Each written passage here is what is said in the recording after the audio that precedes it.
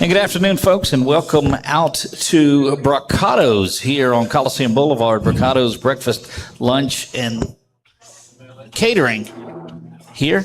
Nothing like getting it checked out again. It is Around the Diamond with Turney Marks, the softball portion of it, and what a great night that we have for you. I'm your host, Doug Gann, and excited to be here with head coach Brad Turney on this one. And Coach, man, it just seems like now we've went to the show every other week, but it seems like you guys have almost been off since then. It feels like it. I mean, we had that 1 week where we played in the Pine Belt tournament, and then we had to cancel most of our games or postpone our games last week because the basketball girls doing so well. So we took almost a week off. We played David Thibodeau on that Wednesday, and then we didn't play again until yesterday. And that was a game that got moved up, wasn't it? Or one of the games in the week got moved because of that. Maybe the Mamu game or one of them away from the Friday to the Tuesday so that you could get that in. So it seems the only thing constant is change with this young season. It really is. And I mean, like I said, we've had our bumps and our bruises, but I'm super happy to get the girls back from basketball because now the season can start. And it's like kind of like I told them that Saturday. Now we're 0-0. Now we can hit the go button. And look, this is eerily similar to what last year is, and you want to have that type because there's no doubt about it. Your basketball team is going to go deep in the playoffs. I don't know that anybody. Well, yes, they did. A lot of them imagined a run and getting to where it is. But when you make your schedule, you're like, okay, well, let's have this, and you've got it front loaded with Vanderbilt Catholic and Sulphur and Natchitoches Central. All of these teams are really good. Had to move Sterlington and Calvary because you just don't want to go into it without those basketball kids. But you're no stranger to saying, look, you guys are going to be playing here for a while, so let's jump in and go. Right, and that's how we did it last year, too. I mean, the game where they ended up going to the quarters last year and got deep, we ended up deciding to play that game and ended up biting us in the rear on that. But, I mean, those are the chances you take. But Sterlington was kind of in the same boat that we are. He had 5 starters playing on their basketball team, and they were going down to Hammond as well. So that one was a no-brainer, but I can't go into Calvary not having a full – I mean – No. Yeah. You need to be ready to go because you want I mean, they're off to a tremendous start as they always are, but are loaded in. But if you're going to have a measuring stick game, you want to have a measuring stick game that actually measures what it is that you have, yours against theirs. Right. 100%. And I want to see where we are. But like I said, I want to have a full loaded deck as well. I don't want to go in with 3 cards. Yeah. Well, one thing that's back this season, and again, a big shout out to the folks at Brocato's, of course, those folks opening up. We started this during football season. It has been a big success for that and softball and baseball will come around. We're also going to talk with basketball coach Craig Whittington a little bit. We'll talk about their experience. And I think Kayla will be in to give her perspective on that. And so a lot of things. But we've also brought back our player of the week, and we've got those shirts that we'll give out tonight. That is courtesy of our friends. That's the LV5K player of the week that we've started doing. And the LV5K is that 5K race that is put on by the Lauren Vaughn Memorial Foundation that benefits that foundation that helps award a scholarship. So April 4th, I don't know that anybody is playing. We invite you to come out for that. It's a 5K and it's a 1 mile. I'll probably do the 1 mile on there. But we've partnered with them to do that and to give away a player of the game for each one of the games that we do. But now we're on board with doing a player of the week as well. So, Coach, let's jump in and talk about that because although there's not a lot of games that are going on, you do have a couple that stood out, and so let's talk about that. I really did, and the biggest one so far early in the season has probably been Emma Davis, and she's been out there. She has been busting her butt left and right. Practice games, it doesn't matter. I mean, she did a great job against Washita filling in the leadoff spot for Sawyer Shelton because we put her down in the lineup because after that Friday game, I wanted those girls to not have much stress on them. And I told them, let's just grind through the game. But even through the week in practice where we didn't have any games, she was out there. We had a inter squad, and that's the beauty. I have some young pitchers that may be ineligible right now, but my girls can still see live arms. So we went out there and we inter squadded.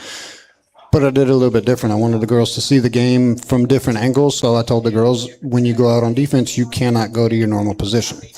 That way they have to look at the game a little bit fourth dimensionally and maybe learn some other stuff. But was it as different as the backwards game that you played before going to Sulphur last year? Because that one was intense. Oh, we'll have another one of those too. But it was a little bit different. It was fun to see the girls in, like I said, in a little bit different light. And I think it helped them out as well. But lo and behold, we had Bell up at 1 at bat, and Emma Davis playing left field. And Bell got into one. Right. And Emma's tracking it, everybody just kind of in awe. And next thing you know, just wham. And there she is laying on the warning track over there, and I'm playing right field because Coach Hunter and I had to fill in for the extra defensive position. So I run over there. Addie Wright's playing center field. I beat her over there and roll Emma Davis over, and she is just laughing hysterically. Everybody's heart was in there. That story ended that way. Yes, because as soon as she hit that wall, everybody's heart dropped down into their feet. Absolutely. I promise you. But no, it's just that kind of hustle and that kind of effort that she's definitely our player of the week for the first couple weeks of the season right now. So she's been doing a great job. Well, congratulations to our LV5K player of the week for softball. It is Emma Davis. So we'll get Emma to hobble up here and get her. Look, tell me about what's going on there before we get it. I'll have to let her explain that one because let's present her with her shirt real quick. We'll do that. This is yours. And so we'll get a picture after this part of it is over with. But, yeah, congratulations there. I bet there'll be more of those coming on there. So let's get her on the headset because I don't notice girls' shoes, women's shoes a lot, but I happen to this time because it is something a little different. So, first of all, welcome. Thank you. Congratulations on the great start to the season and your Player of the Week win there. Thank you. Look, that's fresh off of not a bad one, and we've talked about this before, but your trophy case is stacking up there. You're the most outstanding player in the tournament last year as well, and so there. But what about the booth that's going on there? Well, it's the same thing I had in 8th grade year. It's an infused extra bone that I have to have surgery on. Okay. So I'm not supposed to play, but I still am. I'm doing physical therapy 2 times a week. I gotta believe it's going to have to be something drastic that keeps you out of the lineup. Other than what'd you say it was? Infused extra bone. That's what I thought you said. I'm gonna just take ibuprofen and keep going. Atta girl. Look, so tell me, before you were up here, he was talking about that little incident with the wall. Tell me about that too.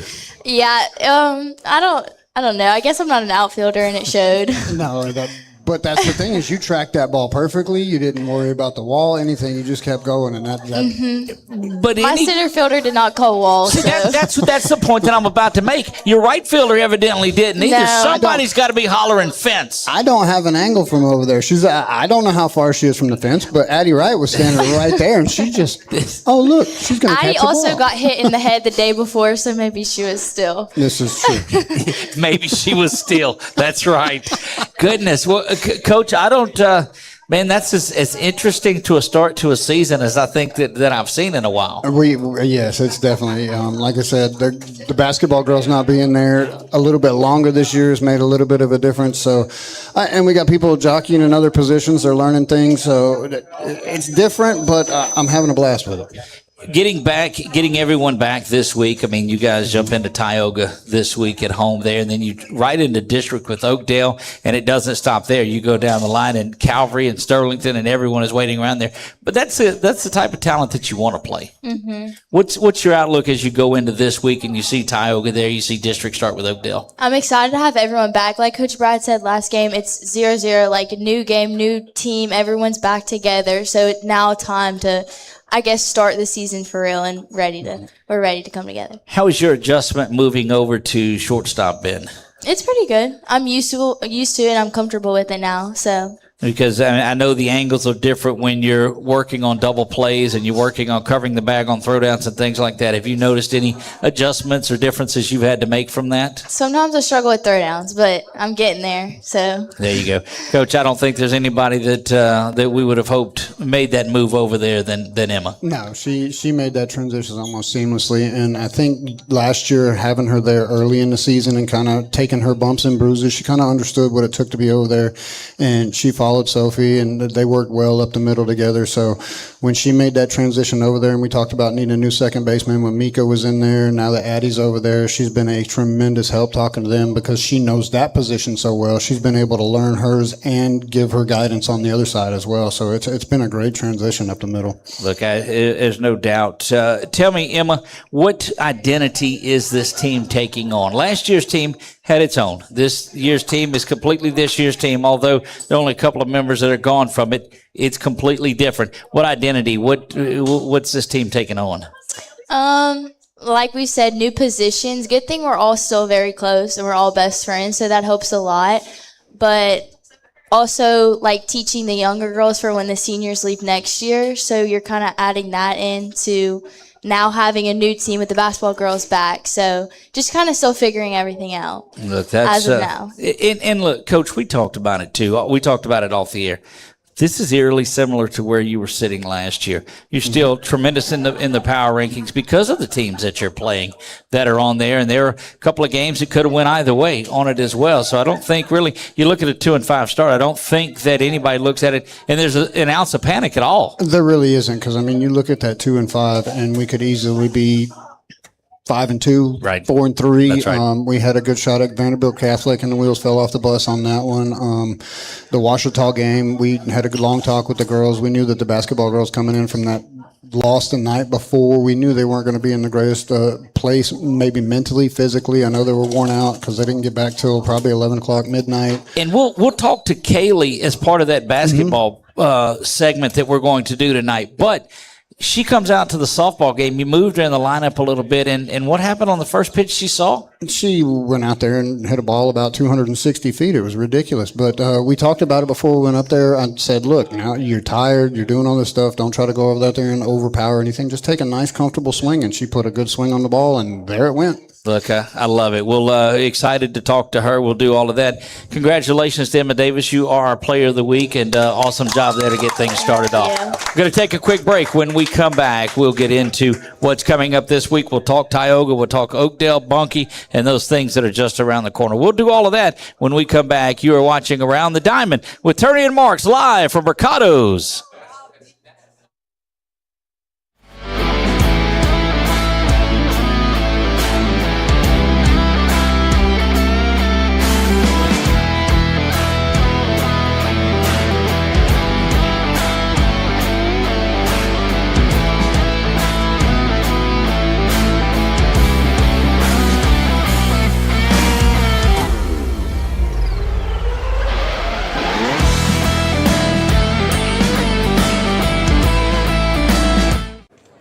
So what happened out there tonight? We struck out at home with leftovers, then we remembered walk-ons. What effect did the situation have? Spirit soared. Nick took on a burger. Jen obliterated her ribeye po' boy. And speaking of spirits, Laura even scored a real tasty cocktail. She needed that. Any lessons learned today? Yeah. Head straight to walk-ons. Scratch-made dishes, wall-to-wall TVs, craft beers, and cocktails. Walk-ons for the win. Discover golf like never before at Links on the Bayou, Central Louisiana's hidden gem. Welcome to a golf experience like no other. Our Links-style design sets the stage for an exciting and unique adventure. 5 distinct tee boxes cater to every skill level, ensuring a game that's perfect for you. And when you're ready to refuel, head to Becky's Bunker Club for dining with a view and gear up in our pro shop, ready to elevate your golfing experience. Tee off at Links on the Bayou today. Links on the Bayou, redefining the way you enjoy golf. The Rapides School-Based Health Center brings healthcare straight to your child at no cost to you. We provide comprehensive physicals, wellness checks, sick visits, sports physicals, immunizations, behavioral health counseling, and more. Our licensed medical providers, nurses, and social workers are ready to care for your children with no out-of-pocket cost to families or the school board. Our purpose is simple: keep students in school, parents at work, and help students thrive. Sign up today and help keep Rapides healthy. And we're back to Brocato's on a Sunday night. Oh, goodness. No, she doesn't. No, she absolutely doesn't. You stay, your segment is over with. You stay back there and don't encourage this group because they are, no, that's not what we're going to do. We're joined by Abby Claire Fingleton and Addie Wright that join us. And a couple of the more spirited of the bunch, Coach. They really are.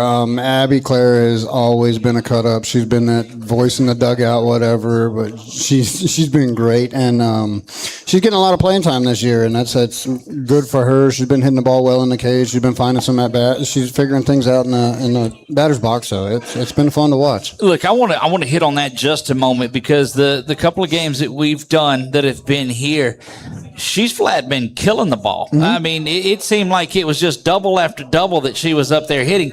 And last year, I don't know that you had the swing that you've got this year. What's been the difference between last year and the way that you're putting the bat on the ball this year? I kind of think it's the bat. Like, I changed my bat. I don't know. Ever since I had the new bat, I'm just like, oh, okay, Abby. It's not the bat. It's you. No, that's I always say a $500 bat ain't gonna fix a $3 swing. But you're out there with a ton more confidence, and that's what I think has made a lot of the difference. Mm-hmm. Do y'all?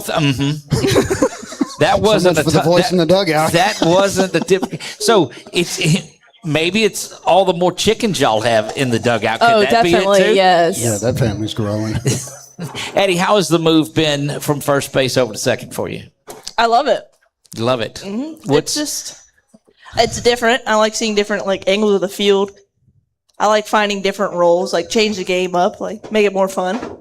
Look, you've done that without a doubt. So let's go back over to that game when you were playing. I think you said she was in center field on that one that where Emma ran into the fence. Yes. Mm-hmm. So how was it playing it? Because that's some different angles playing that. I'm not an outfielder. I never will be. Not fast enough. Doesn't talk to other outfielders. Yeah. I knew you had to say wall. I didn't know when. And she was at the warning track and she jumped. I was like, I'm just going to let her go. So here's an indicator. Right before she hits it, you need to let her know that. You know what sign she hit? The impact sign. I don't think you can draw. I don't think you can make that stuff up. She hit the impact sign right in the middle of You can see the dent, it's her face. We're going to have to get footage of that. Emma, is that right? Where did Emma go? Is that your face is on the impact sign now? Okay. Wow, that's we'll have to get a look at that. So tell me about you followed along the basketball team and their big run on there. How was that watching them and cheering for that? Amazing. I'm so proud of them. I love going to watch them play. I mean, there are sisters at softball, but they just watching them succeed in other sports is just so amazing because it shows us what they're able to do. And I don't know, just love cheering on them. Well, it shows the success of what's going on. This is a special group that is at Menard right now. You ladies, of course, off of the state championship from a year ago. This deep run, expected to make another deep run this year into Frash Park. There's no doubt about it. So you turn the corner with all of that and get the girls back. And so you've got your team that's back on there. Confidence-wise, knowing that not having to go to soccer, not having to go to basketball or any of those things, it's just softball now. How do you approach that now as a group? Full throttle. Good answer. That's all you got to do. Full throttle. We just go. Look, I love it. They'll play anybody. You got Tioga coming up this week. What's the preparation been like for that, Abby Claire? I see you looking out that way. You got to stay focused here. Yes, sir. I'm sorry. Well, we've been practicing, doing in and out, hitting on the field, so that'll help. Don't tell them our practice plan. Well, I want to. See, there you go. Just stop it. Coach, tell me about these two young ladies. I can't speak enough about them. Like I said, Addie Wright making that move to second base, it's never hard, or it's never easy going from a corner to a middle position because there's so much different aspect of the game. You have different responsibilities. You have, on pop-ups, you have different controls. Like when she's at first base, that ball goes up to the right side. She's the third option. Now she's the option over the first baseman, or if the outfielder comes in, calls her off, then she's got it back. But she's had to learn all those differences, and she's hit it with the ground running. I mean, she's done a great job with it. And like I said, Abby Claire, she's figured out a lot of things in the cage. She's worked really hard. She's figured out how to put the barrel on the ball. She was making contact last year, but the timing may have been a little off, and she was rhythm problems, but she's done a great job in trying to figure out what her rhythm needs to be, and it's led to success on the field. Well, look, I'm very pleased with it. Every time I've seen her swing the bat this season, it has been aggressively confident, and that leads to the big base knocks that she's had in key situations too. Yeah, it's like been I said- in situations that are RBI situations. Yeah, the David Thibodeau game, she had, like you said, a couple doubles there, and she hit one, and I thought off the bat, I thought I had a chance to get out, and I think she did too. So I mean, that would have been great to see her get her first one there. So, but I think that's coming. I think that's coming as long as she keeps her confidence in there and she just keeps swinging the bat the way she is, things will come. There's absolutely no doubt about it. How do you get, ladies, focus on just getting rid of last season and not looking at it as defending champs, but looking at it as this is what this team has to do to get down to Sulphur? I mean, honestly, it is kind of hard to change that mindset, but I mean, can you re-say this question? I forgot. What do you? I forgot. What do you do to get last year and not look at it as a defending champion mentality, but stay hungry towards a title and keep that hunger and desire that you had last year? Just do what we know how to do. That's all I got for you. I don't know. Do what we do last year. Win it again. Look, I love it, Coach. But that leads us to focus. How do you get practice with all the giggling? It can be challenging at times, but like I said, I'm a player's coach. They know where that line is. They'll cut up and do all their things, but when I give them that look, they're like, okay, it's business time. Let's go. So they're great in that aspect. Like I said, I can let them be themselves. It breeds a different environment when they can have fun and they can go out there and they don't have to worry about, okay, if I make a joke here, is somebody going to get mad? No, I want it to be lighthearted out there because I think that's where the learning happens. I absolutely love it. Ladies, thank you for stopping by. Looking forward to visiting with you a lot more this season. Next up is Tioga on Tuesday and Oakdale on Thursday, so we'll see you out there. Looking forward to it. It's Around the Diamond with Turney and Marks. We'll be back for our third and final segment right after this. You're watching Around the Diamond with Turney and Marks here on 446 Sports.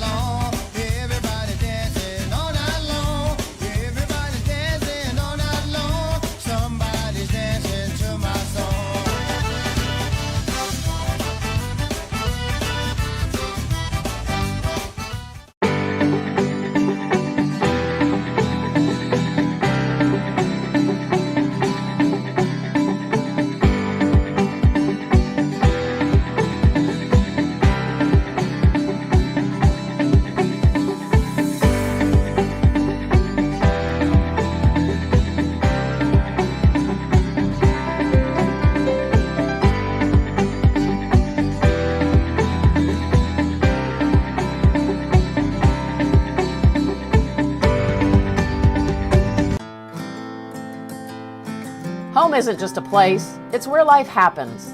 At the LaLuck Group, we've helped families take that first big step and then the next. From starter homes to forever homes, we're here for the moments that matter most. Because the best real estate experience doesn't just find you a house, it helps you build a life.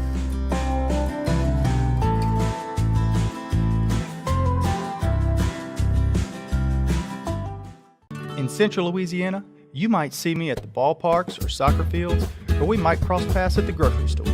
I'm your local Farm Bureau insurance agent, your local expert when it comes to protecting what you love and depend on. I'm Jason Hawk. Learn more about how Farm Bureau insurance can save you time and money. So talk to Hawk at 318-791-HAWK and let me help you protect your biggest investments. Real service, real people. Farm Bureau Insurance. At Louisiana Athletic Club, we believe in keeping fitness affordable. We're proud to offer the most extensive fitness options in the area, all at an unbeatable price. From group fitness and childcare to heated pool and family-friendly amenities in 2 convenient locations, we've got everything you need to stay fit and active as a family. Join Louisiana Athletic Club today, where quality fitness meets affordable pricing and everyone can thrive. Find your fit at LouisianaAthleticClub.com. And we're back to Brocato's on a Sunday evening. It is Around the Diamond with Turney and Marks. Look, coming up this Saturday night from 6 to 9 is the Shamrock Fest that is out at the Riverfront Center, and that's certainly a great time. If you have not got your tickets for that, I think there's still opportunity and time to do that. We've got a table at 446 Sports, and so we're delighted. But come out. I know the entire community comes out for that, so you still have you have time for that. Yep. And I think there's an opportunity to win something from you. Is that right? Yeah, we actually added a couple of spots in our summer camp for a giveaway for the Shamrock Fest. So there you go. We got 2 spots coming up for some young ladies to come out and have some fun this summer. That is this Saturday, and then go to the Menard website and see some more about that. Also coming up after the next break, we'll visit with Coach Whittington of that Menard girls basketball team, and the tremendous season that they had. But while we finish up here, Coach, just want to look ahead. You've got Tioga this week, you've got Oakdale this week, and then you've got Bunkie. So that's a pretty big week, Tioga, Oakdale, and Bunkie. It is. I mean, we're starting off the week with Tioga. I mean, we had a tough game with them last year. I feel like we made some mistakes where we could have possibly had that one, but Woodard's always got his girls playing well. They're always going to be scrappy. Oakdale's got a different look this year. I know they got a new coach, and from what I hear, she is doing some tremendous things down there. So it's going to be a different look. It's not going to be that same Oakdale team that I hate to say it, there was a pushover last year, right? Because I mean, they have some good girls top to bottom. I think the leadership change and the culture change over there has made a difference for them. And then Bunkie on Friday is always tough.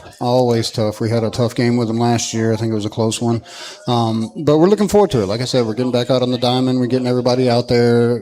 Like Emma said, we had that conversation this weekend that we may be 2-5 right now, but now that the girls are back out here, we are 0-0, and now the season is starting. It's go time. And again, it's just a tremendous division that you'll be in, and that's always a tough run that is on there. But taking care of one game at a time, I really believe, is all that you guys have ever tried to look at. And Oakdale and Bunkie will be here when Oakdale and Bunkie are here, and it's right now it's Tioga on the clock. And that's exactly right. We got to look forward to Tioga on Tuesday. We go one game at a time, and our goal is to get better each and every day. So if we play well on Tuesday, we don't worry about that one. All of a sudden, Thursday's here, and Thursday's a new day, and then Friday's a new day. So it's time to put the shoes on and get to work. And the Tioga game is a 6 o'clock start. Is that right? Because normally most of your games are 5 or 5:30. I see a 6 o'clock in here. It's a 6 o'clock start because it's a 5 o'clock JV game before that. Okay, so folks can come out, and the JV will start at 5 o'clock. Yeah, gates will open at 4:30. Coach, you play a lot of young players. How do you have the players for a JV game as well? Well, now that we've got basketball and the other, because we've got 19 girls this year, so we've got enough to get some JV innings out there. We've got 19 this year. Goodness. So we've got enough to get them out there and get them some innings without having to use some of our varsity girls. But with dance was going on, basketball was going on, so we had a lot of our younger girls playing basketball as well. So last week in our JV game, we had to pull some of our varsity girls down. But this week we've got enough where we can split the two, so not worry about it. Did you see a state championship bump of folks coming out for tryouts? Actually, no. Didn't? I thought that you would have got a few more folks that would have come out for that, but you pretty much the group that you have has we have been the there. group that I have, and then we had a couple of young ones come in that are 7th graders this year, and then we had the 2 transfers. But as far as numbers at a tryout, being a small school, it's hard. Hard. Look, and you share athletes so well. You know, you've got them playing basketball. They play soccer. You've got them all over the place. And Sawyer, I think, plays everything that's She does everything there. under the sun. But I encourage them. I encourage them to be multi-sport athletes. I know there's coaches out there that are like, hey, you're a softball player, come play softball.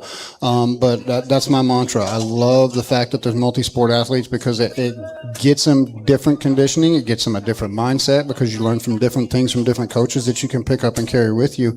And when we have softball things and they have they're in season with basketball, the girls know I don't require them to leave basketball early and come be there. If they want to come out to softball afterwards and get some extra work in, great. But until that basketball season is over, I'm not going to require them to be out there because that's their season right now. Look, I absolutely love it. Coach, tremendous night tonight. We appreciate you, as always, coming out on Sunday evenings to be here with us.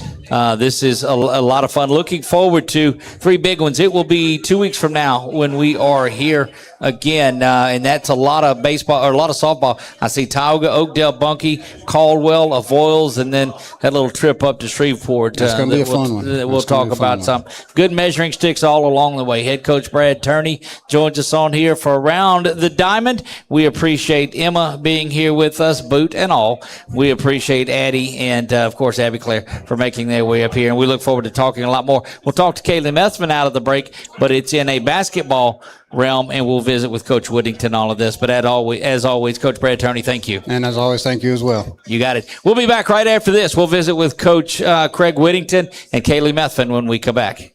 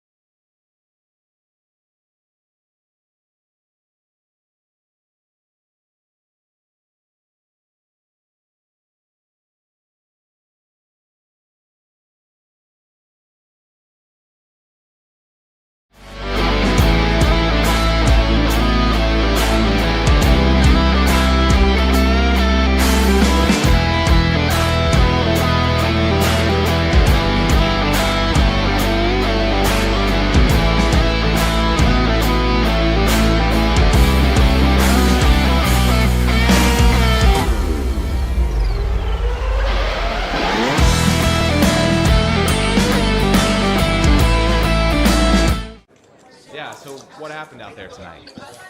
And we're back here to Brocato's on a Sunday evening, and we've transitioned into our middle segment, which is one where we like to highlight things that are going along around the school. And I don't think there's anything that has folks' attention more than that big run that you guys made. And so we're here with Coach Craig Whittington of girls basketball, Kaylee Methvin, who is a multi-sport star, so we'll talk to her as well. But, Coach, congratulations on a tremendous season. Thank you. Thank you. It was a historic run, and we'd have loved to got that 2 more minutes, the W at the end, but it wasn't meant to be. But now that looking back on it afterwards, it was special.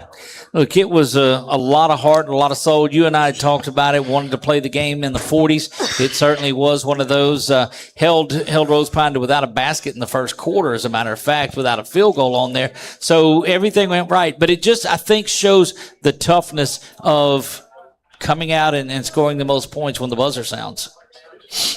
Yeah, we knew the last probably month and a half of the season, we sort of knew what our game plan was going to be, because the competition gets tougher the further you get along in the season. And, our game plan was to keep the score down, keep those teams that wanted to get, in the 60s and 70s, limit their possessions, and then slow the game down. Also fatigueness, basically played 5, sometimes 6. Right. And from De La Salle, Lafayette Christian, and Rose Pine, all 3 of them teams were playing between 8 and 12. And so we had to try to find ways to not exchange possessions every 3 seconds. We wanted to keep the ball, get teams out of the lane. And by doing that, you either got to shoot them out and or you got to control the tempo offensively with the guards. And, Kaylee did a good job of very patient, taking the shots because, she knew she had the ability to bring teams out. But at the same time,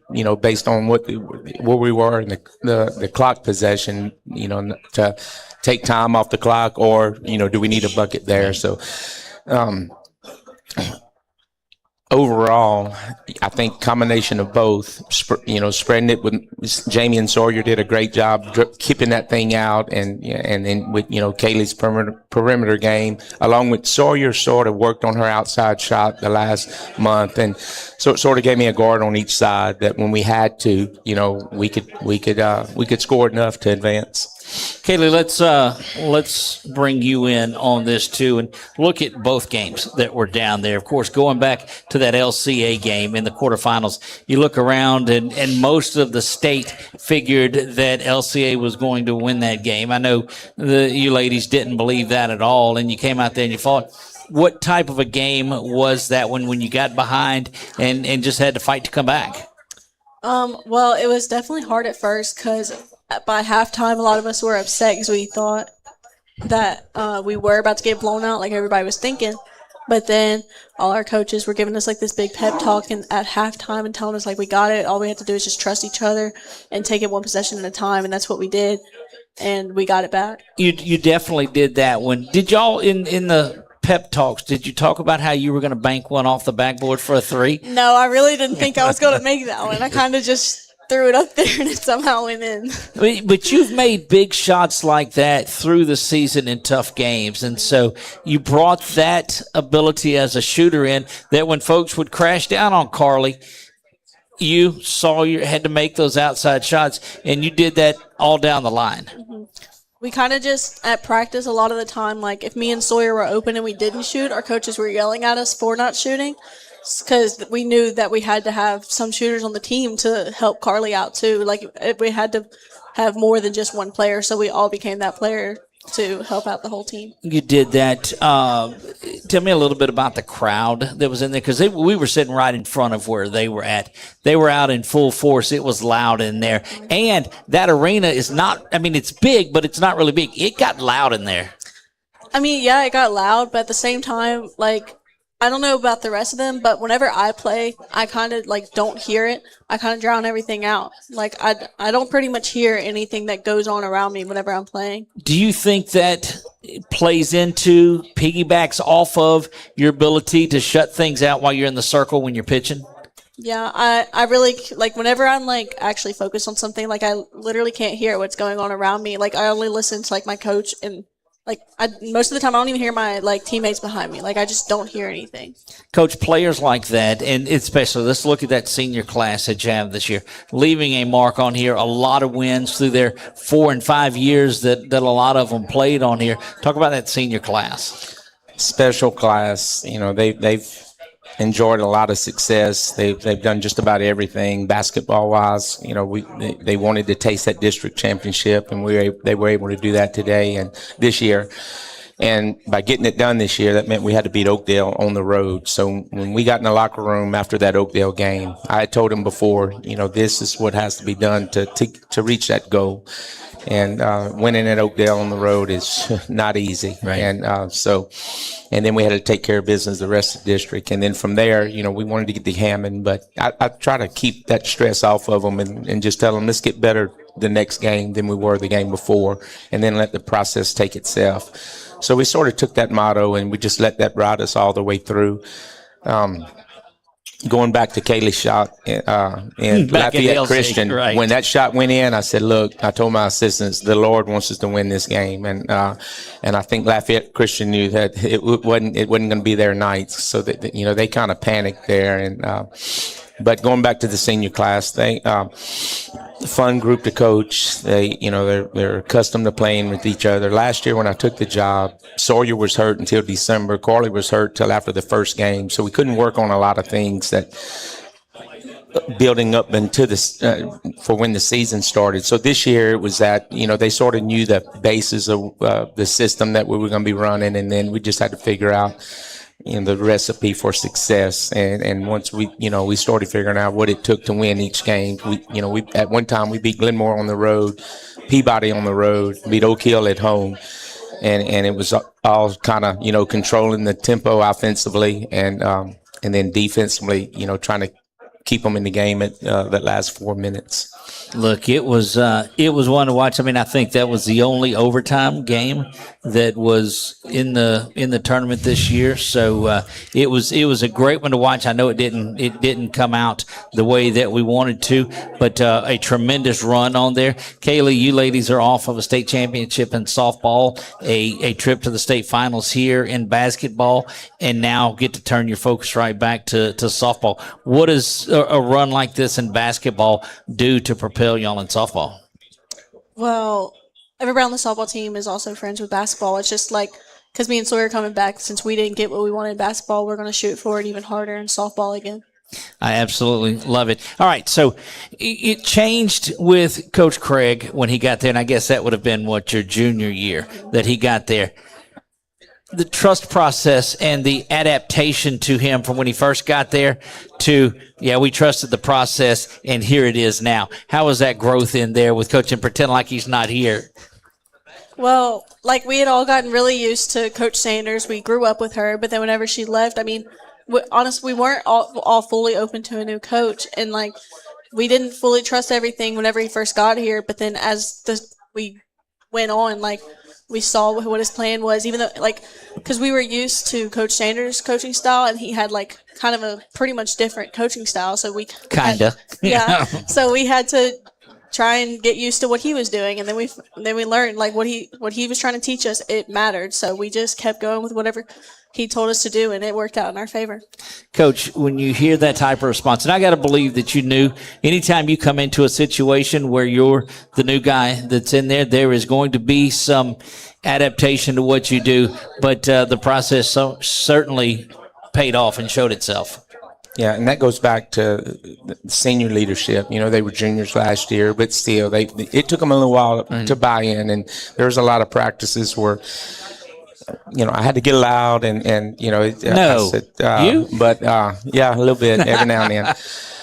But when they finally bought in and realized, then it was sort of lined out from there, and then we tried to get better every game, and both years. This year, last year we had.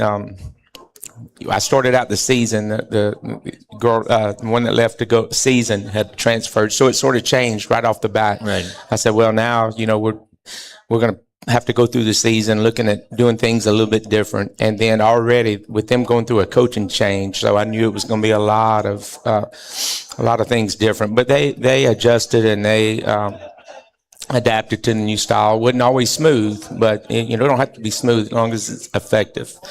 And this year was the transition was a lot easier, and it showed during our games. We went through most games playing athletic teams, probably with less 10 or 12 turnovers a game. And I said, if we keep that ratio, we're going to beat some good teams. We didn't turn it over much. Our shot selection 8 against LCA in that semifinal game. And you're playing a team that's won it 9 out of 10 times. Right. That normally force 25 to 30 in a game against their opponents, and we just don't turn it over, and we can't afford to. Right. Because we're trying to keep the game in the 40s. So, and they executed. That's what was hardest about losing the final game, because they gave me I told them what we needed to do. We had a good practice at LSU. Probably one of the best practices. Went through every aspect of what we were going to see with Rose Pond. They gave me all of that. They gave me everything. They did everything I could ask.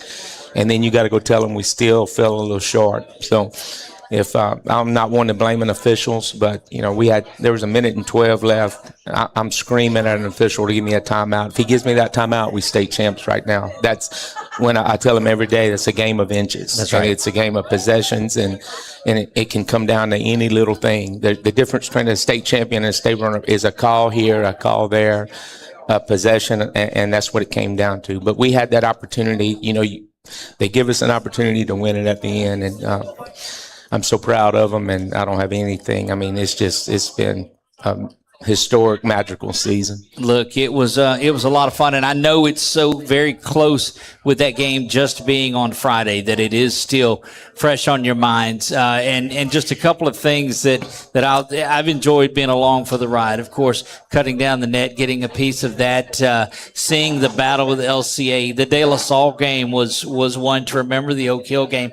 There were a lot of great games throughout the season. I think one of the things I'll remember most is in the De La Salle game where everybody had the styrofoam plates fanning each other. It's little things like that you'll hold on to.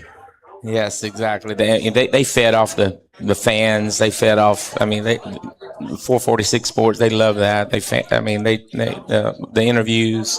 Kaylee's going to be a professional interviewer. She's been no at doubt the mic about it. so We've got a much. spot So, for her. somebody told me the other day, Kaylee does. I said she gets a lot of practice.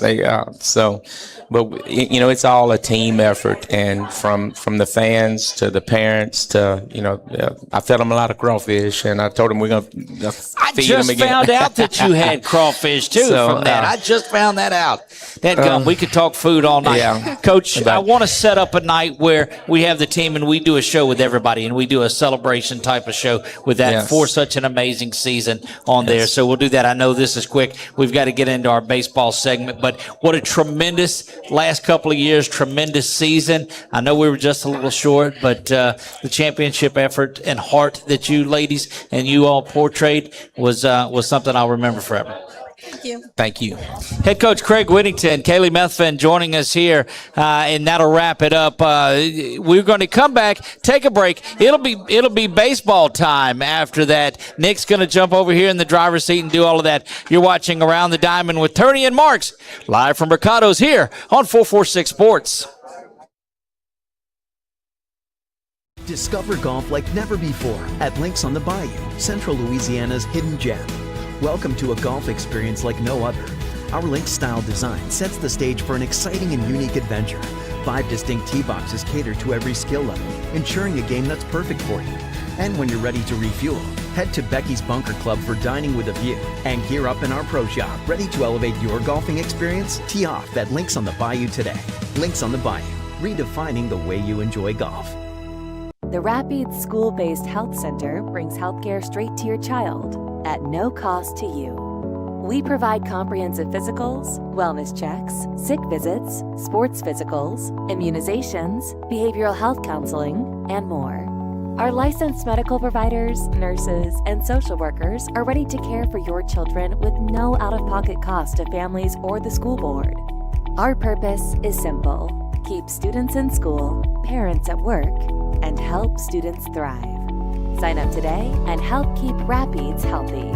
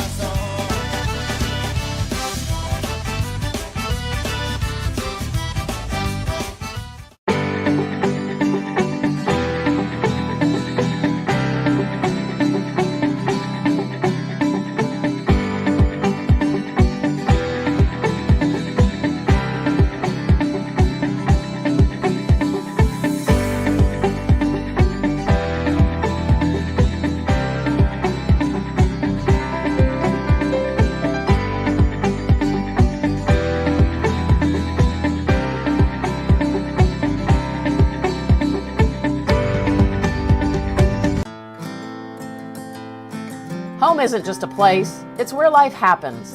At the Lala Group, we've helped families take that first big step and then the next. From starter homes to forever homes, we're here for the moments that matter most.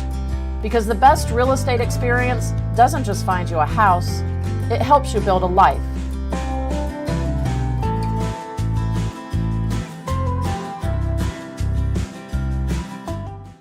In Central Louisiana, you might see. And welcome back to Brocato's here with now joined by the Menard Junior High baseball team, Coach Jack DeKaiser. And Coach, who do you have with us? I've got 2 of my 8th graders here with me today. This is Mr. Patrick Lyons and Pierce Tassan. Like I said, 2 of my 8th grade boys, and both of these young men happen to be in my starting 3 rotation as well. Mr. Pat Lyons here, he leads us in just about every hitting statistic on the team, and Mr. Tassan here would be our ace. He came down with the flu recently, and before that he was leading the charts on the pitching statistics side. So very proud of these young men. And both of these guys, I could tell when they came to me as 7th graders, after the first practice, I knew that these were going to be a group of guys who could who were going to be leaders in the game of baseball. And now they finally got to me as 8th graders. They blossomed out some truly fine young gentlemen. Good deal. Welcome to the show, guys. Little connection here. I go way back with actually both of these families. Pat, your dad and brothers and his brothers and sisters played soccer, and your grandfather Martin refereed soccer. So we grew up together, and I actually went to school and played soccer with your dad, Pierce. He probably never told you he played soccer, did he? But LeCount Lightning, one of the best U10 soccer teams ever. I can tell you that. So right now, but no, welcome to the show, guys. Appreciate it. I know this is we're usually, I'm the guy that's, Danny's not here tonight. He's usually our baseball stat guy. I'm usually the guy that kind of throws the questions to you, but the kind of odd questions. But let's see. So you both 8th graders. You both came to Menard 7th grade. Okay, y'all played ball together, for a number of years, or y'all just met at Menard? Just give me the backstory of how you two know each other. So we've been playing baseball together since 4 years old, and we've came all this way to we've gone to school together at prom sucker, and we went to Menard and played for Coach Jack. Okay, so Pierce, Coach Jack was saying that you got the flu. You good? Everything? You recovering? Yes, sir. So I know you were on the show for football. Yes, okay, so you're familiar with this. But other than pitching, Pierce, what position you like to play? I'll play second, and I'll catch some. Okay. Which one you play most? It varies, huh? Yeah, I think I've played. I don't know. I think I've caught a little more than I played second this year. But. Is that common in junior high, Coach? Where there's a lot of moving parts? Absolutely. Our team, Menard Junior High, we don't have a great big number of guys. So the few that I have, the 12, 13, 14 that I have, everybody's got to be able to play every position. Okay. So, Pat, what other positions you play other than pitch? I mainly play third. Okay. And that's about it. Okay, so third and pitching. And where do you bat in the lineup, Pat, usually? Usually 3 or 4 hole. Okay, all right. Right-handed, left-handed way? I'm right-handed. Right-handed. Pierce, where you bat in the lineup? I'm kind of down towards the bottom right now. My bat hasn't been too hot, but just towards Next the subject, bottom. we can move on. That's the great thing about this, no worries. But so do y'all work with Coach? Do y'all get to work with the high school coaches at all, or is it just everything that Coach Jack does filters down from there? We don't usually work with the high school coaches. We just work with Coach Jack. Okay. The school I used to coach at, 7th and 8th graders, we had to intermingle them a lot, but you guys y'all don't have to do that yet, huh? Well, I can say this.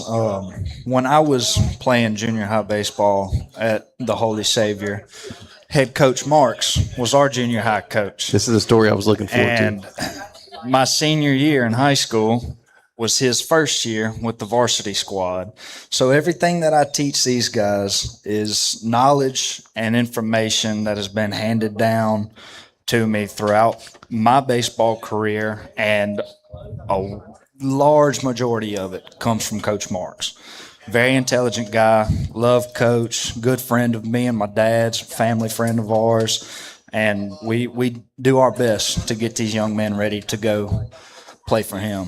It's a good story. Not the one I was looking for, but I'll take it. No, it's a good story. So basically, yeah, so everything that's being filtered down to these guys pretty much comes from what Coach Jordan likes for them to do and you guys like to do. So is there any moment this season, Pat, that just has stood out so far? I know. Well, let me ask you this. How does junior high work? Is there a district? Is it associated with a league, or how does junior high work? And then we'll ask that question. We play in a league over in Pineville, Ward 9. All right. And so far this year, our team, we've got a 9-2 record. Some teams that we've played that we should be beating, we've handled, done a good job of that. Some of the better competition, we've played in close games, been decided by 1-2 runs. And what that tells me is that these guys got a lot of heart, a lot of fight in them, and it's a blessing as a coach, because those are things that you can't teach these guys as a coach. And so it makes it all that much more easy and fun on me. So very proud of these guys. But yeah, we play out there on Ward 9. We've got a game coming up Monday and Thursday of this week. So we played 3 last week, and we'll have another 2 this coming week. So that's good because that means that you guys can watch our game on Tuesday on 446 Sports if you can't make it, the varsity game. So let's talk about, guys, the first thing. So 9-2, okay. Is there anything that's happened this season that that's gone really well that may have surprised you a little bit? One thing that I like about our team is how we all know each other and we all played since we were young together, so we can know how to win together, and that led us to our 9-2 record. Got you. What about you, Pierce? What kind of surprised me is that I know we've all known each other, like PT said, and known each other for a while, but what's surprising me is how well everyone's all clicking together. We're all friends and we all try to encourage each other. So. Yeah, that's big, because to add on what Mr. Tassan is saying, I've seen these kids, this group of 8th graders now, for 2 years. I've been watching them play, and this year, our defense and our pitching has allowed us to stay in those close games that were decided by, maybe 1 or 2 runs until the bats could wake up later in the game. And also got to give credit where credit is due. Some people are going to say I'm a little biased on this, but we also have the best pitching coach in the state at Menard Junior High. For those who didn't know, Pete DeKaiser is my dad. It's my pitching coach. He's on the staff with me. But, yeah, our defense has been stellar this year. Very few errors and some big-time pitching from all these boys. Well, I'll tell you what, since we're family-oriented, I'm going to ask the guys one more question. We'll take a break, and we're going to get the pitching coach on. You okay with that? That's fine with me. So, actually 2 questions, okay? 1, favorite baseball movie? The Rookie. The Rookie? Sandlot. Wow, that's stuff that's back whenever. That's good. I like that. I got to go Bull Durham on that one. Oh well, that was Doug. Doug. Yeah, that's a story I have to tell you off air about Doug and Bull Durham. But hey, that's a good one too. All right, so not talking about places because last time I got in trouble talking about favorite places. One meal. What's your favorite food? What's your favorite food? Ribeye steak. Boy, John. Oh boy. How about you, Pierce? Probably my dad's homemade steak. When he cooks it at home, it's hard to. So we got some meat eaters here. That's a good deal. So I appreciate that. Appreciate you guys stepping on. I know this isn't the easiest thing, and I appreciate that. So we're gonna take a break right now. You're watching Around the Diamond with Turney and Marks, and we'll be right back on 446 Sports. Me at the ballparks or soccer fields, or we might cross paths at the grocery store. I'm your local Farm Bureau insurance agent, your local expert when it comes to protecting what you love and depend on. I'm Jason Hawk. Learn more about how Farm Bureau insurance can save you time and money.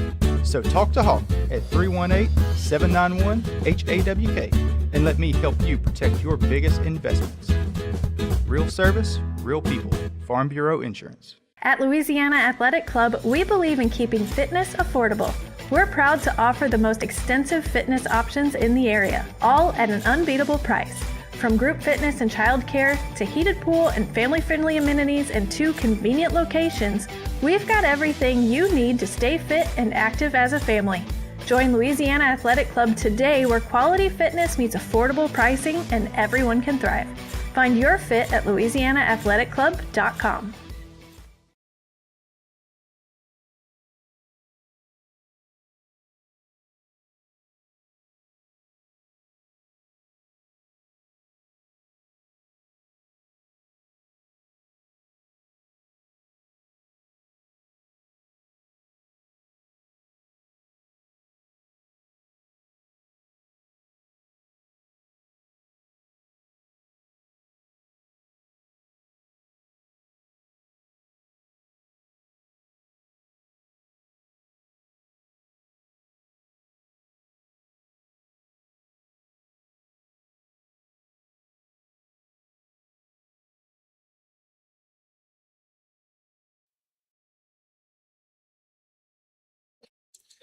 And welcome back to Brocato here for Around the Diamond with Turney Marks. What are you looking at, Coach?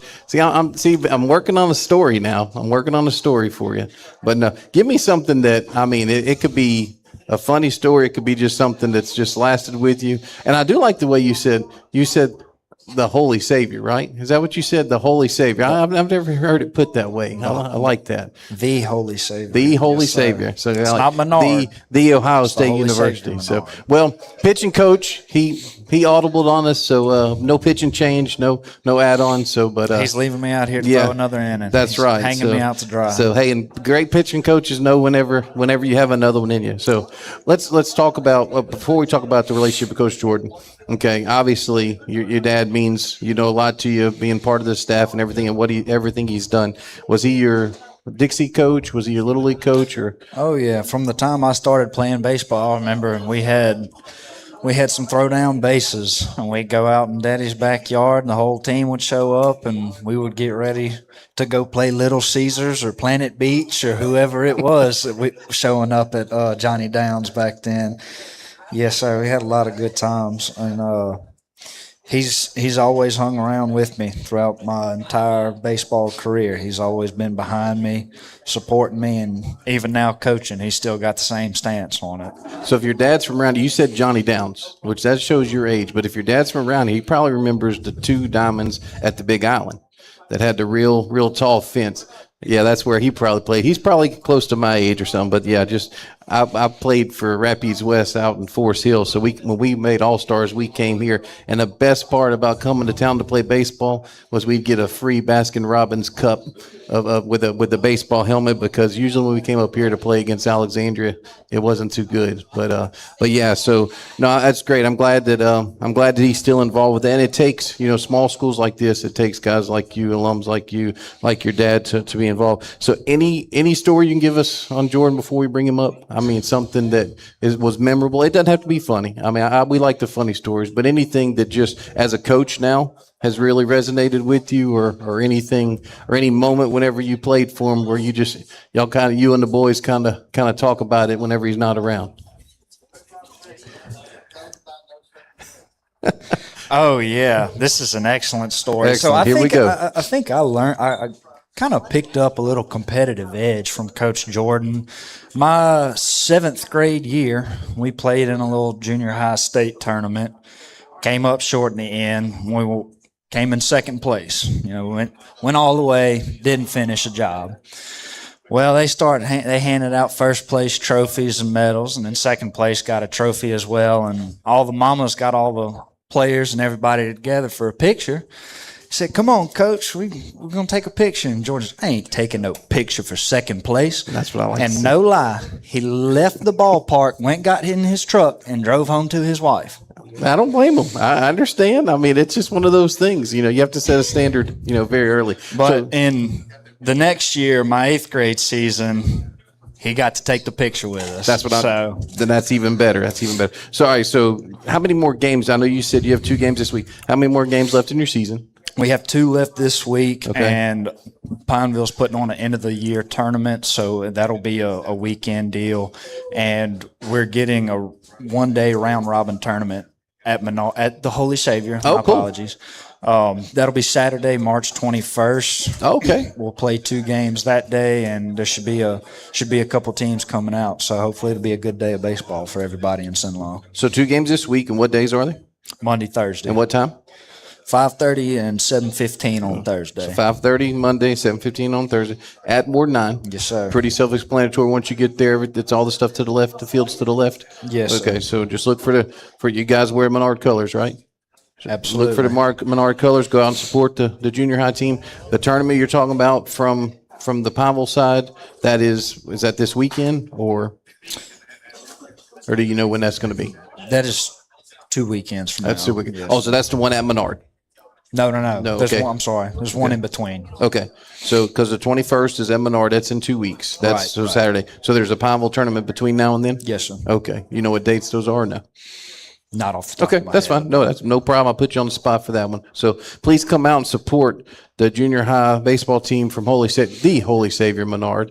And Coach DeKaiser, I appreciate you coming on. Thank you. I know it's not something that you're used to. I appreciate that. Thanks to your dad for showing up and helping us out. But guys, we'll be right back with the man, Jordan Marks, and like I said, Danny's usually my broadcast partner is with us on the show. He's at home. They're empty nesters, and all three kids are actually here. So he has the evening off there. But we'll be right back on Around the Diamond with Turney Marks here on 446 Sports.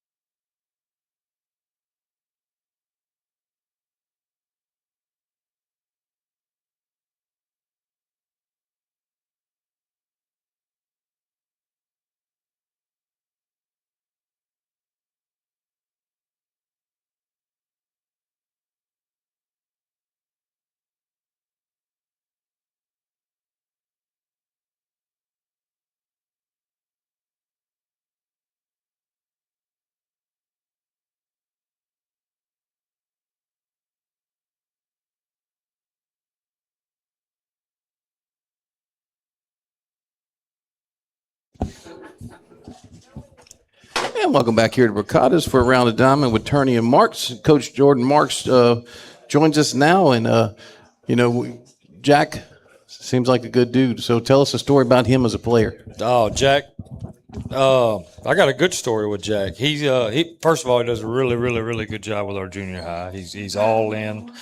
And so is his dad, Pete. They're just Menard guys and love the game of baseball. But about midway through Jack's senior year, he wasn't getting the playing time he thought he should get, and this and that. And we had some good hitters that year and defense and pitching. And he come to me and said, Coach, what do I got to do to get on that field? I'm itching to get on the field. I said, well, Jack, just be ready when your name's called. I said, get in that cage, make sure your swing's good, get everything dialed in. And I don't know, about 2-3 days later, I call his name for a pinch hit. He'd single up the middle, scores were running in a tight situation. And then he started every game after that. And he went on a 17-game hitting streak that year. And, we got beaten in the quarters by a good Ascension Episcopal team that year. But that's the kind of player and Coach Jack is. He's just a hard worker. And he waited for his time. And I say he waited. He worked while he waited for his time. And got an opportunity. And he said,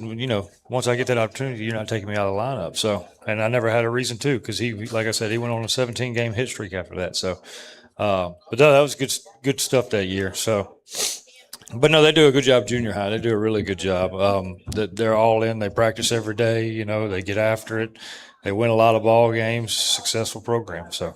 Good deal. Well, last time we were here, and you had you were coming out of the Red River Classic. I'm sorry, you were coming out of the Ash series, subdivision series, and you had a big week ahead of you. Started out with Tioga, just 2 weeks ago now. Started out with Tioga, big win, 10-2. Okay, then went on to play Grant and on that Thursday, and another big win, 6-1. And both those wins, Coach, coming off of that subdivision series, that was big wins. Talk about those. No, it talked a lot about the team, and I think it surprised Tioga, which they, there are a couple of comments from the coaching staff over there that, hey, I kept telling our guys they're not going to lay down and just let you have it, and we didn't. We had 12 hits that day, and everybody in the whole lineup had a hit.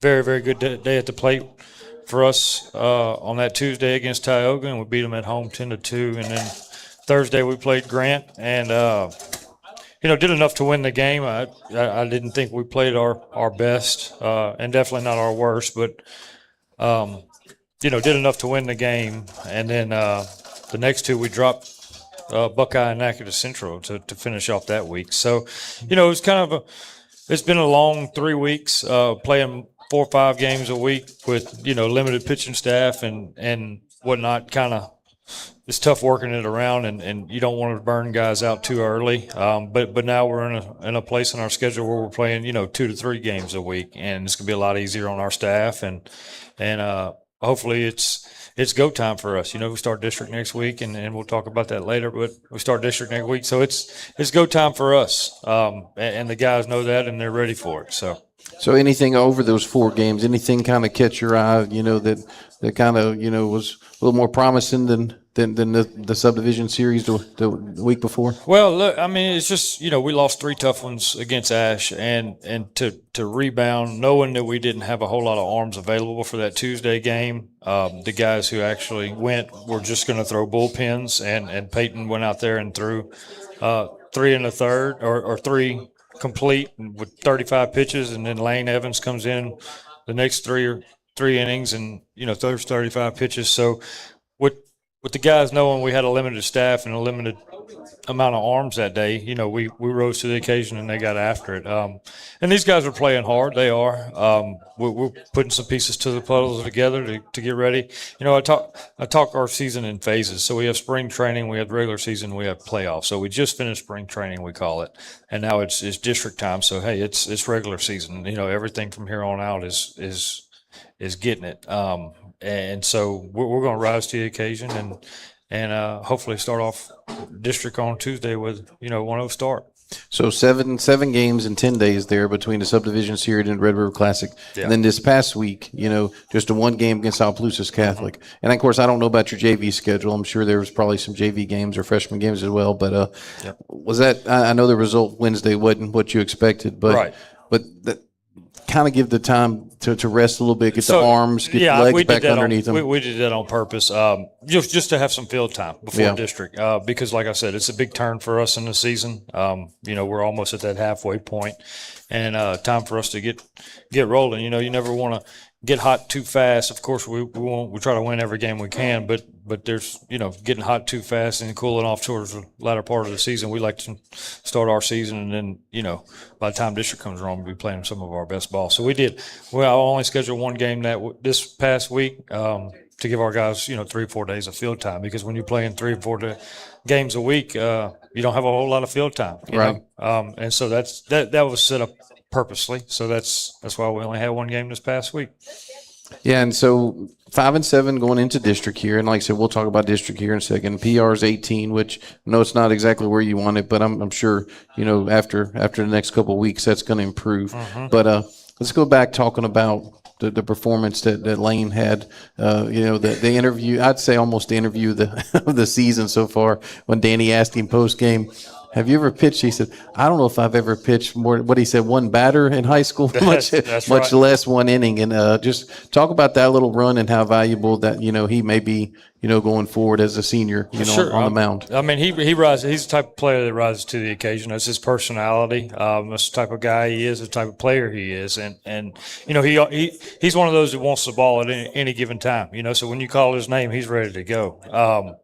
And saying that, I know we are 5-7, and our 7 losses, I can almost guarantee it that they're all 10-win teams already. Yes. And so we'll get some points from those guys later on in the year, and when we start winning some games, we will. But no, go back to Lane. He's the type of player who wants the ball. He's a player that a coach likes to coach, and always looking for an opportunity and a way that he could help his team. So we're glad to have him.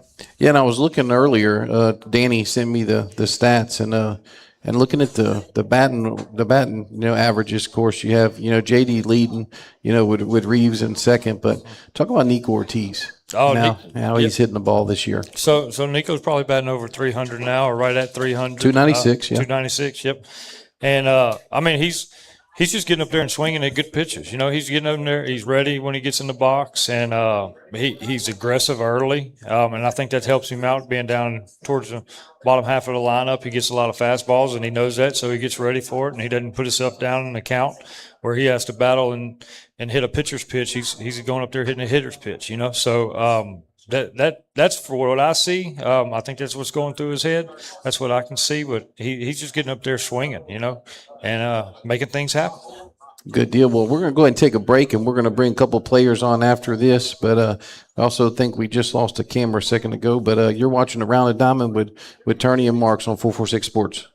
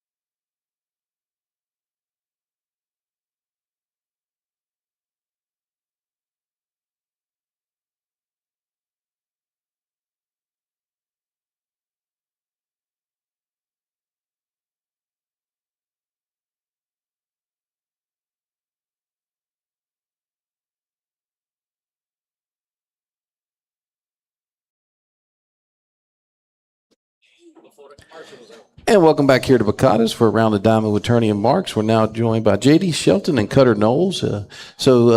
Cutter, we'll start with you, being a senior. Talk about, 7 years or 6 years here?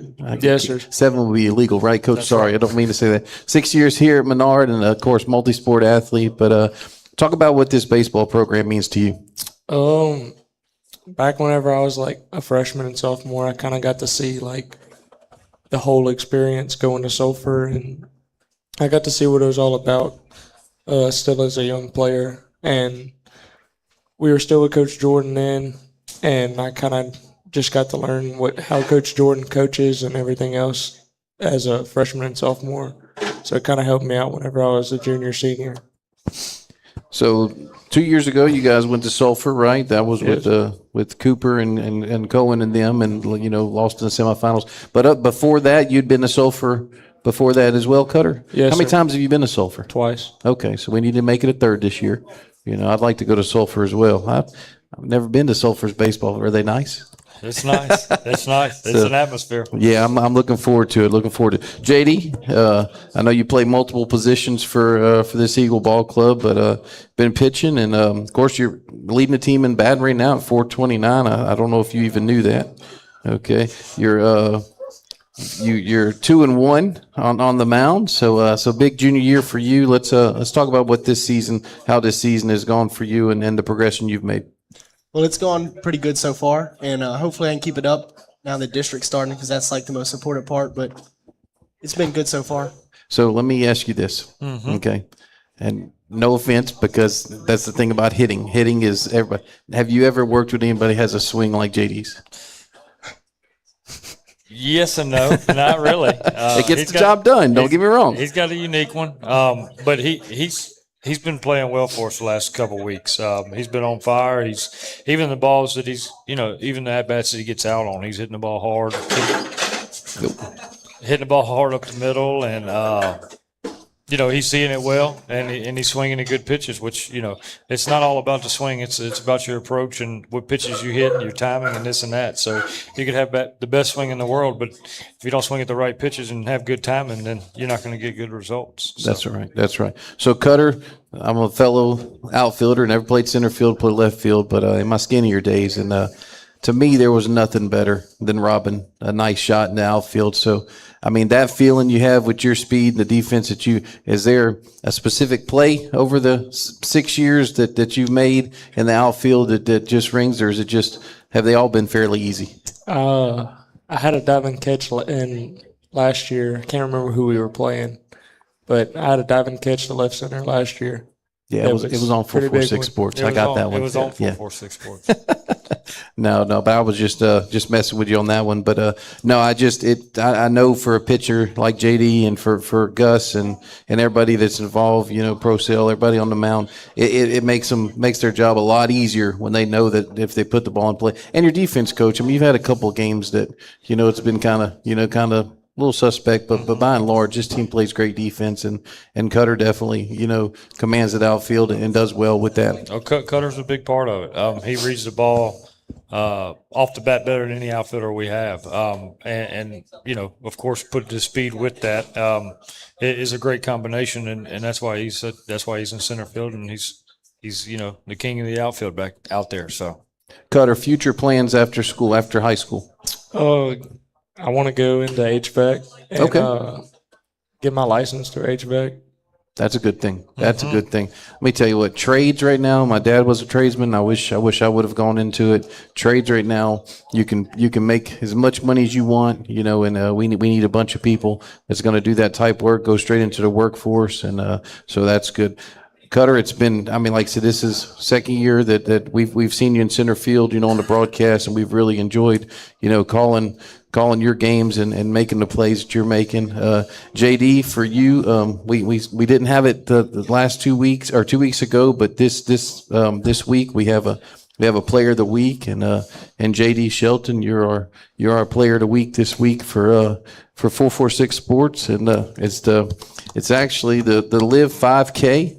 LV 5K, which is a great foundation that if you listen to our Alexander Senior High broadcast, but this is Lauren Vaughn, who died in a car crash, with a drunk driver, and her mom and family have a foundation with a 5K coming up and a fun run coming up, and we appreciate partnering with them. And so whenever you wear that shirt, and people ask you what that is, you're not only representing being the player of the week for Holy Savior Menard, but you're also representing the foundation that spreads the word about drunk driving and being smart and making sure that you have a ride if you're of age to drink, and make sure that doesn't happen to any more of our young people.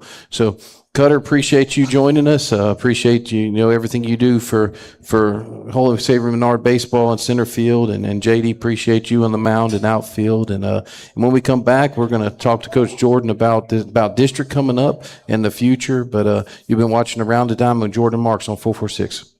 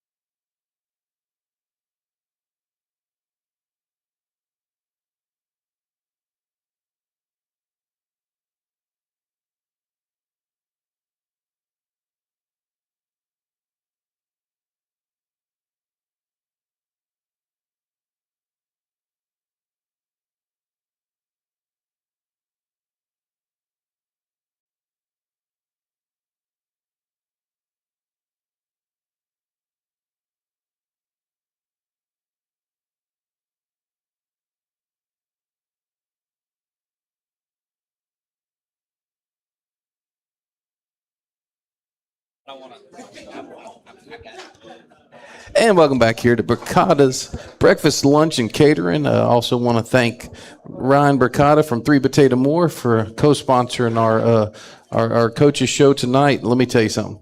I know Doug says it's not a taco salad, but if you ever get a chance to go by 3 Potato More, if you like nachos is my favorite food. Get the loaded chicken nachos and get them to add lettuce and sour cream on top of it. So it's kind of like a nacho supreme. Okay. But I call it a taco salad. It makes me feel a lot better. But very good. As a matter of fact, had one Friday. Appreciate Sam and Ryan. The Brocato family has been wonderful for our coaches shows, but also for Holy Savior Menard for a number of years. But Coach Jordan, you're back here. We're talking about district Tuesday on 446 Sports, but come out and watch it live, then go back and watch it. You host Oakdale for the first district game. Let's talk about that. So they've already got 10 wins, and Oakdale returned, I think, pretty much their whole team, and they're a year older. I think that team full of juniors, and T.J. Robinson is the head coach, and he's been coaching that group. He's got a son that age, so he's been coaching that group since they were, 8, 9, 10 years old. So they're going to come. They're going to be tough to beat. I'm glad we have them at home, and I think it's going to be a good atmosphere, a good crowd, hopefully. And guys are going to shine and rise to the occasion on Tuesday. Yeah, that district schedule was a little different last year, so yeah. We won't get into that too much. But so you have Oakdale, then you have Avoyelles on the road at Avoyelles on Thursday. So talk about that Avoyelles ball coach. So Avoyelles is a good team as well. They're the type of team if if it's a close ball game at the end, they got a real good shot to beat you. That's type of game you got to show up and put those guys away quick if you can, and but they're always a good quality ball club. So we have two. At least we're at home on one of them. I think last year we played, both of them on the road to start off with. But anyhow, no, Avoyelles is a good team as well. We got a pretty good district this year. I've looking around the scores and their opponents and all that, and everybody plays a pretty good schedule. So it's going to be a good year for district. Then you go Friday out of district. You play Buckeye at Buckeye. I know a few weeks back, the result wasn't what you wanted, but is that common for a lot of schools to play a non-district during this time, or was that a game you had to fit in, or? Well, if it's kind of a shortened season, and so if you don't play 3 games a week, your number of games won't add up at the end of the year. So just about every week in district, we throw in another game on Friday or a game prior on Monday. But no, I think we played 3 games for the next 3 or 4 weeks. I remember that from last year because they did shorten the schedule. So the following week after that, and we are talking 2 weeks segments here because we won't have our next coaches show till after that, and that'll be Sunday, March 22nd. But you host Kinder and Rapides, which are 2 more district foes. I know Kinder last year won district, and so I know that's one you guys are looking forward to. Yep. But also Rapides. So talk about those 2 ball clubs, the following week. So Kinder's going to be the same way. I think they return most of their guys, and they're going to throw our guy against us. And then we got Rapides at home. No respect to Rapides or anything like that, but we usually find a way to take care of them. But Kinder won district. They beat us 3 times last year, which is kind of a weird thing. We had to travel up there for 4 games and ended up dropping 3 of them. And so, they have a target on their back, so to speak. Our guys are preparing not only for Kinder, but for the whole district schedule. And they got a chip on their shoulder and looking to take district back. Because last year was the first year since I've been at Menard that we've lost district. So, yep. Okay. So then after that, you talked about that 3rd game of that week is Glenmore. And Glenmore last year, that was a tight game. It was a tight game. That was a very tight game. Yep. I remember that one. And I know because I did a few of their broadcasts, in the other district that we were covering. But and that game was at home, and we got to go there this year. And they bring everybody back. They do. So that's going to be good competition. So the next 2 weeks, folks, for this whole Holy Savior Menard. It's going to be 2 big weeks. Get out and support them, especially the games that you can. If you're not able to make them, we'll have the home games on 446 Sports. But while we're talking about district, Coach, towards the end of the season, which is March 30th, 31st, and April 1st, they're what they call the district tournament. Okay, talk us in, I know it's 3 weeks away, but tell us exactly how that works. So this is something new this year. So we have 6 teams in our district, and we're going to seed. After you play everybody, we're going to rank each team 1st to 6th. Okay. And on that Monday, which is March 30th, 3 will play 6 and 4 will play 5. Okay. And then 1 and 2 will have a bye. So the winner of those 2 games move on to Tuesday and play number 1 and number 2. The winner of those 2 games will play on Wednesday for the district So championship. it's like more of a traditional tournament. It's what it is. Okay, so you seed and you're not playing a series. Nope, no series two out this of year. 3. So it's 3 games, and it's all hosted at Holy Savior Menard. Well, this I year. noticed that, and that's why main reason I wanted to ask was just to make sure. So all their games will be. All their games will be at Menard. Okay, gotcha. Okay, so with that said, so your district results from the preseason or from the regular season. From the regular season. Those wipe clear Right once there. the tournament Once starts? the tournament starts. Okay. Yep. That's just to seed you. Okay, so the winner of the tournament is the district champ. That's correct. So you don't combine anything. No, sir. Okay, all right. So that's good clarification there, because last year I want to say you kind of ended up in a series, like 1 and 2 played a series, And they were the only 2 that were available to win district at Right. the time. So this year's a little different. All 6 teams are competing for a district championship when March 30th comes around. So very critical to get that first seed. At least first or second seed to avoid that, because you avoid that first game, you save arms. That's right. But so we're looking forward to that. Like I said, this week, starting Tuesday at the Eagles Nest or the Holy Savior Menard, we're going to host Oakdale in the first district game. Then Thursday we'll be at Wolves in the second district game, and then there'll be a Buckeye on Friday. So that'll be this week's schedule. Coach, anything you want to tell the boys before we go off No, air I got here? something I want to say though. I just came from Ruston, and my little son, my youngest one, Judd, plays for the 7U Knights, and we went 4-0 this weekend. We're undefeated and won first place. So I want to shout out to my 7U baby Knights, is what we call them, for winning their first tournament of the spring. That's awesome. Looks like we have a birthday in there. Whose birthday is it? That's Big Robert's birthday. Big Robert's birthday. So Robert Tyson. I think he's 38 today.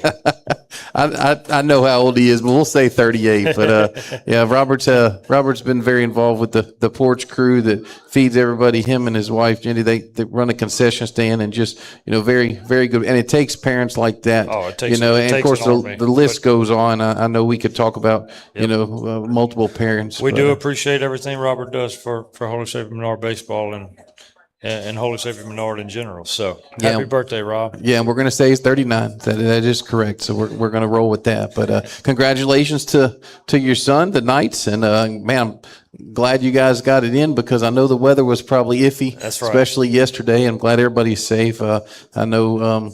Saw some LSU, saw some stuff from LSU baseball where they closed roads getting into Alex Box for this evening because of the flooding. But yeah, everybody be safe out there. Like I said, we're going to see you for here in 2 weeks on March 22nd from 5 to around 6:30. Softball will go first with Coach Turney. Then we'll be followed up by Coach Jordan Marks. We're going to try to have another group out here, working on another group out here to kind of get everybody involved. But appreciate you, Coach Jordan. Appreciate Coach Turney. Appreciate Coach Whittington. Doug Gann. I'm Nick Magnano. Thank you all, and have a good night.